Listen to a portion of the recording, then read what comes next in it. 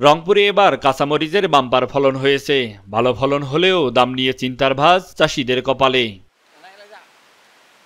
উৎপাদন বৃদ্ধি ও স্থানীয় হাট বাজারগুলোতে কাঁচামরিচের সরবরাহ বেড়ে যাওয়ায় পাইকারি বাজারে 15 থেকে 20 টাকা কেজিতে বিক্রি হচ্ছে কাঁচামরিচ।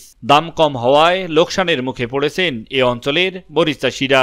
বাজার মূল্য গত 1 মাস ধরে অস্থিতিশীল থাকায় চরম বিপাকে পড়েছেন এখানকার মরিচ চাষিরা। যে খরচ, যে সার, আপনার যে অবস্থা আমরা তো এখনো বিক্রি করতে পারতেছি না। যে তুলতেছে যা আমরা যে মরিচ যারা তোলে তাদের টাকাই দিতে পারতেছি না। 100 শতক জমিতে আমার প্রায় 50,000 টাকা খরচ হয়েছে।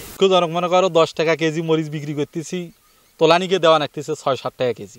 এখন আবাদ করি কি লস খামু, এখন পথে পয়সা অনেক বিধ। বাজার তো এরকমই হবে, সিন্ডিকেট নাই, এলসি নাই। শাইনি চুলে এখন হবে সব হেয়ার স্টাইল। সিল্কোর দ্বিগুণ শাইনি চুল প্রতিদিন। মরিচের বাজার মুখে 6 থেকে 700, কোন দিকে 500, 600 থেকে 800 টাকা বনকার বিক্রি হচ্ছে। পাইকারি বাজারে মরিচের বাজার কম থাকায় লোকসানের কথা জানান মরিচ ব্যবসায়ীরা।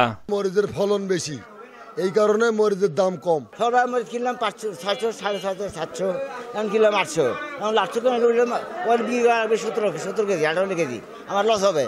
লক্ষ্যমাত্রার চেয়ে এ জেলায় বেশি মরিচ চাষাবাদ হয়েছে। নতুন বাজার সৃষ্টি সহ রপ্তানি করা গেলে ফসলের দাম বৃদ্ধি পাবে আর এতে লাভবান হবে চাষিরা, বলছেন কৃষি বিভাগ।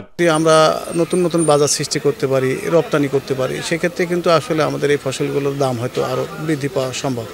আর এ বিষয়ে আমাদের জেলা মার্কেটিং ডিপার্টমেন্ট আছে, তারাও কাজ করছে।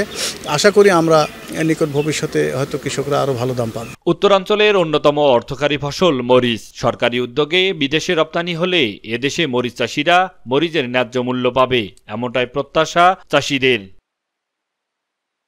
মাহমুদুল হাসান, মাই টিভি, রংপুর।